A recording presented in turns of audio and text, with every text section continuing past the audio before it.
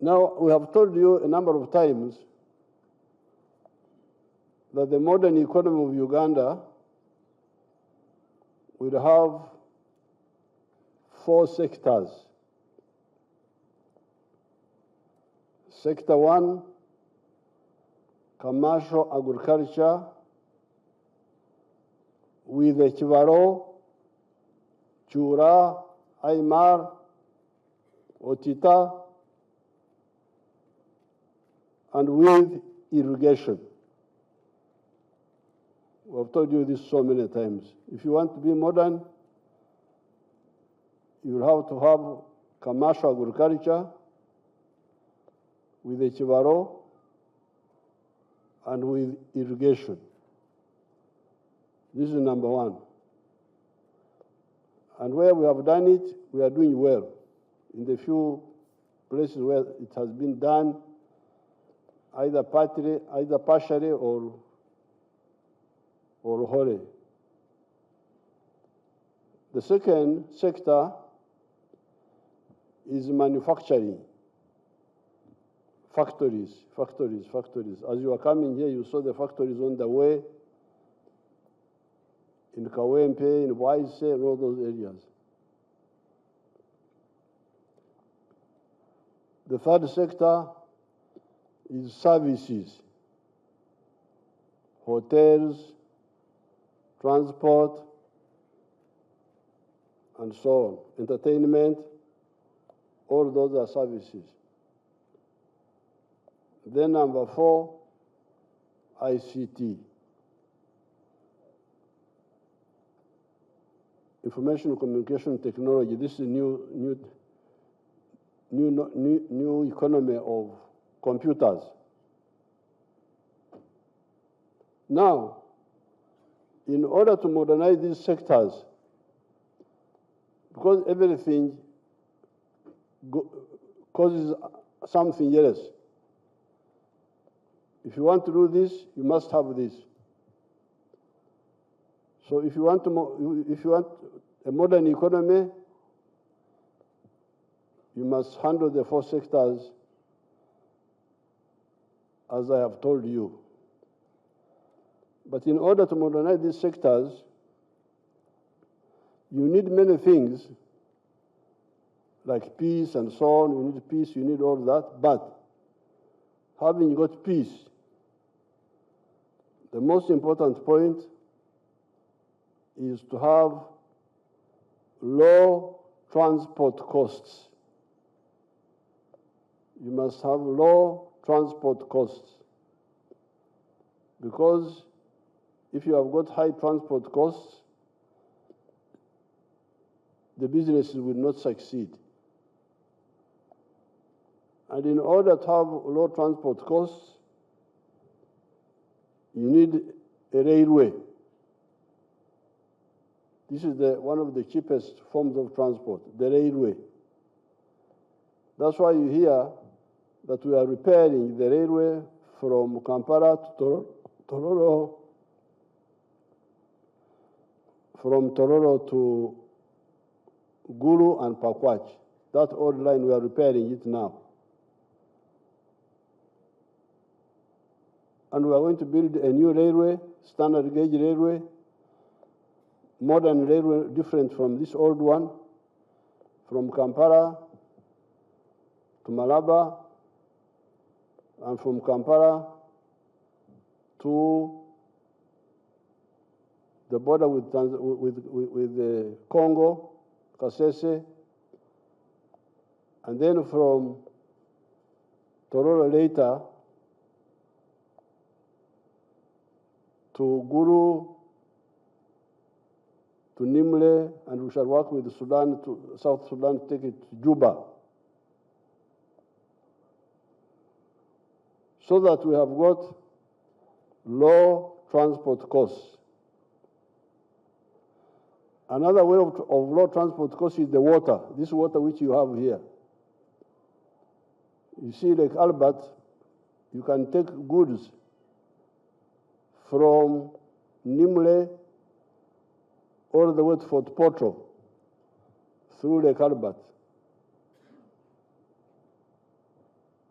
God has put there a cheap highway for you. Then across Lake Victoria, to Mwanza, to Kisumu, and so on. We are now using road transport because we had to do something quickly. And we need road transport for human beings. But road transport is not the best for cargo. Cargo is better transport, it's cheaper if you take cargo by railway and by water. And you see how much trouble we are getting with the road transport. Expensive, traffic jam, what have you, damaging the roads. You have seen that. But we had to do that because we were coming from a very low base. Abanyankole n'abanyoro bagamba ngo arikuruga okuzumuta akola ki? Arikuruga okuzumuta akola ki? Our people here say that if you are coming from underground, you don't say this sun is not enough. Any sun is better than when you are underground. So we are coming from a very low base. So anything, transport, the tarmac road, fine. But the tarmac roads are not the best for cargo. Even to go from Mombasa, this is a wastage, very costly, damaging the roads. So you will see we are going to build pipelines to take the petrol through the pipelines. Petrol doesn't have to go on the roads. Petrol tankers, all this, no, it should be in the pipelines. Those petrol tankers should be off the road. Then cargo should be on the railway, so that you remain only with passenger vehicles on the road, which are not very heavy, you will save the roads, you have cheaper products. So you the leaders, when you are talking to our people, clarify so that they don't confuse. Because when you talk too many things, people get confused. They don't know what is important and what is not important. So this is number one. Law, if you want a modern economy, because the goods you produce must be good quality and cheap. Otherwise, people will not buy your products, they will buy the products of others. In the past, we were buying goods from Europe. But if you look for goods from Europe now, they are not there. Many of the manufactured goods are now coming from China, from India, from other places. How were the Europeans chased out of manufacturing? High costs. High costs. Their vehicles are very expensive. Their things are very, forget about the Europeans. So, of course, for the Europeans, the biggest problem, one of their biggest problems was that they were paying themselves very high salaries. Because very high salaries are also another problem. If you pay yourself too high salaries, what you produce would not be affordable. That was part of the problem of the Europeans, because they don't listen. They think they know everything. Therefore, number one, ensure low transport costs. Number two, ensure low costs of electricity. Have cheap, reliable, affordable electricity. Number three, the cost of money in the banks, especially for agriculture and for manufacturing. The money from the banks must not be high interest rates. Because if it is high interest rates, how will you make profit? That's why for the government insisted on UDB, borrow from UDB, borrow from Myoga, from PDM, have nothing to do with the money lenders. Those money lenders are your enemies. And I'm going to do something about them. I'm going to crush the money lenders. They are criminals, but they're encouraged by you people. How do you allow somebody to say he has given you money, but you make an agreement that he has bought? In the document you say he bought when he just gave you 2 million shillings for paying school fees. Why should you do that? But anyway, we're going to arrest you now. We're going to arrest you. We're going to deal with the money lenders. So, money for manufacturing, for agriculture must be cheap money. The low cost of money. For nightclubs and so on, you can you can go to the commercial bank and borrow expensive money for nightclubs, and I'm not bothered with that so much. And importing wigs and perfumes, and you go to the commercial banks.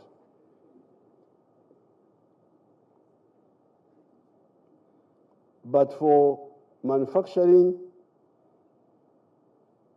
for agriculture, UDB. Please, you people. UDB. If the money is not enough, let's keep adding on, keep adding on. Don't go to the other places. We had to save our girl, the one who invested in Atiak Sugar. Very good project. But she had made a mistake of going to commercial banks. And that project was about to collapse. But we had to come in and save her. So this is the third issue. If you want a modern economy producing products which are competitive, this is the word they use. Crucial point number 3 is low cost of money. Then point number 4 is the human being, our young people. There must be, because you see, all these factories, like these dams which were built here, they need educated, skilled, healthy people to run them. So here, point number 4 is the developed human resource. Developed how? Educated, skilled, not just speaking English and Arabic and foreign languages and Latin. And you think that is education? You must have a skill. You must be educated, skilled, and healthy. This is the fourth point. The fifth one is the integration of the African market. Because when you produce goods, where do you sell them? There's what we call kilowatt hour per capita. Kilowatt hour per capita. the amount of electricity per person, per citizen, per person in that population. You can go and see the per capita, the kilowatt hour per capita of the USA, or countries like Sweden, and so on. You see, what is the per capita? Kilowatt hour per capita. Now, in the case of Europe and the USA, you can remove the electricity for warming and cooling for the Middle East where it's very hot. Remove that. So if you remove, because for us here we don't have to have air conditioning. We don't need them so much, except in a few areas. Now, when you remove that, if you remove internal heating, you remove internal heating mainly. This is the main one. Internal heating or cooling. What is the kilowatt hour per capita of a modern country or a modern person? We compare. Like a country like Sweden is, what is the per? So Sweden is at about 15,000 kilowatt hours. Now you hear where you are now. Of course, we are now better than other countries. We are the lowest now in Africa. Of course, we have countries like Chad, Benin that are way below 100 kilowatt hours per capita. They are below 100? Yes. So please, just thank you so much. Sit down, sit down. For me, I can't dance and be happy. Nyoncha churere. Ngamba ntkare aho munyankano hagambira nti ntakiri. Abanyoro bakibaze icyo. Ntuwakiri afadhali. It's better than nothing, but we have got a long way to go. So we have moved now, but we are going to continue moving. We are not going to relax. Because this little electricity we have here now is going to support the factories. It will be very soon, because now the supply is like 500 megawatts. But very soon it will be overtaken. So that's why, where is Ayago Nankavirwa? We gave it to some people. What are they doing?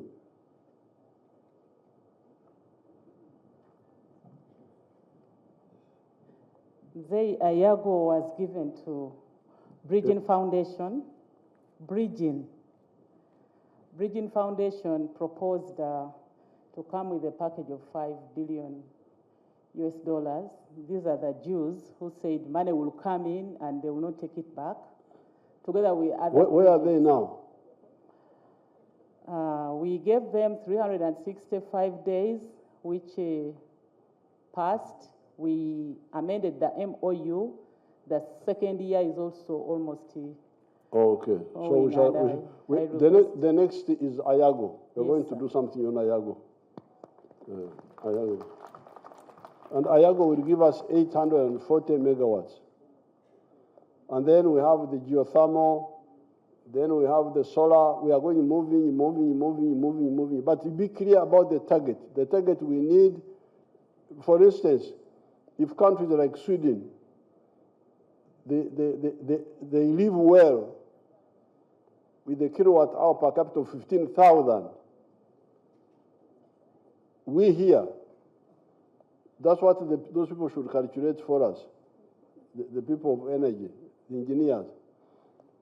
We here, who don't have to have internal heating and air conditioning, maybe we could do, is 10,000 per kilowatt hour good? Is it 12,000? So that they guide us, that our target, where we live on the globe, the kilowatt hour per capita we need is so much.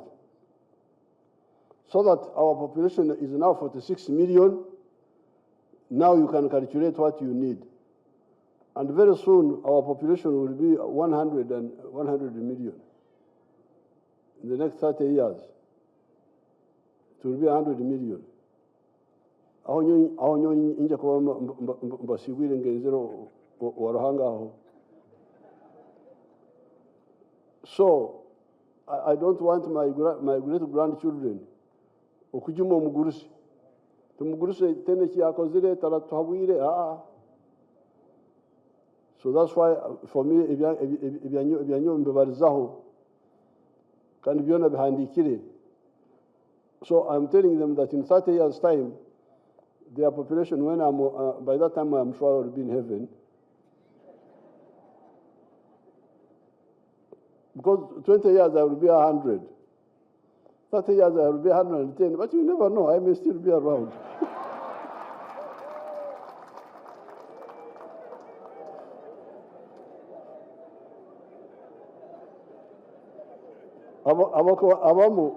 When my uncle died recently, just last month, but he was 106. He was 106. So 110, you never know. So let's be clear that the target is to have enough electricity for a modern person in our circumstances, which are slightly different from others. Now, here, I want to salute, there's one man, an Italian. I don't know what happened to him. The people who were with me in energy, is Kawagambe Karisa here? Arohanu. He was Kabagambe Karisa, oli omusajja omwitale akabaryoha igenda hamuzindaro. Oli omusigazo omwitale.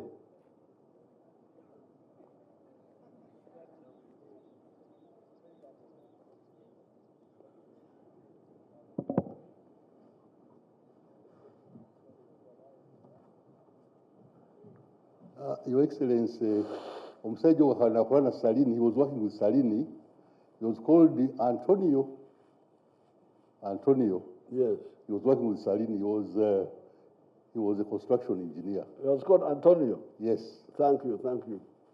Now, I want to thank that person, although he's not here, and I don't know where he is, because the Norwegians wanted to do this dam here. But they wanted to use the surface water, the surface run, to use the water in the river. And they would get us 200 megawatts. They had a company called Noah Park. And we were moving with them. Then this Italian man came. He was a young man, not so old. He came and said, why? Why do you do this? Have you forgotten geography? Because I used to do geography. Don't you know there is a height difference between here and the lower part of the River Nile?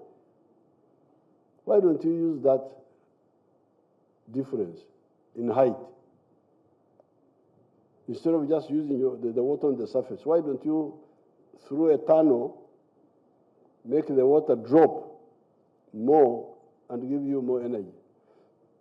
So that's how I abandoned the Norwegians. I told the Norwegians, no, I've got somebody who has got a better idea. You make a plan. He made a plan, but I don't know what happened. What was the problem? Kabagambe Karisa. Akata innocent. Huh?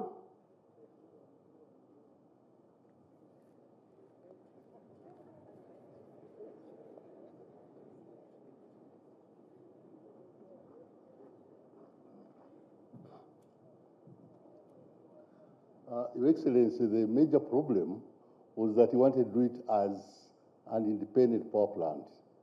And that is private capital. And we had already seen that that was expensive. Independent, Power producer. It was like Bujagari. like Uganda'S. Oh, that's why we said we want to do it for the government. Yes. Oh, okay, thank you. Because then they make it expensive. Because they are trying to make Amagoba. But he had planted the idea in my head. So I want to really thank him, and if you know where he is, you call him, I gave him a lunch.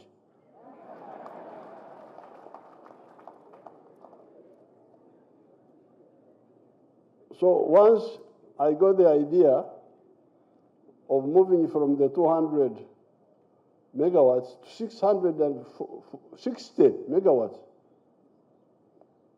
then I started planning to do it with government money. We have created the energy fund. We have created our own energy fund. But then I'm very grateful that our Chinese friends came in. They said, not only can we do it technically, but we can co-fund it majorly. So that's how you find that our Chinese friends brought more or less 85% of the funding from Exim Bank of China, and we put in our 15% from the energy fund, and that's how we have built this wonderful facility. So I'm very grateful to that man who called that one here, the Italian, but I'm also very happy with China, and also the company Sinohydro, because they are a serious company. Now, the floating islands, we're going to take it up with agriculture. We shall make sure they have a permanent program upstream so that the papyrus does not float down. They harvest it before it gets here. Vandalism, okutema ebyoma. We handled it the other time. We arrested many of them, but I'm going to tell the cabinet on Monday to have a real program of dealing with that problem permanently. With these so many words, I commissioned the Karuma Hydropower Station. Thank you very much, Your Excellency. Apoyo Lubanga. Apoyo Matek.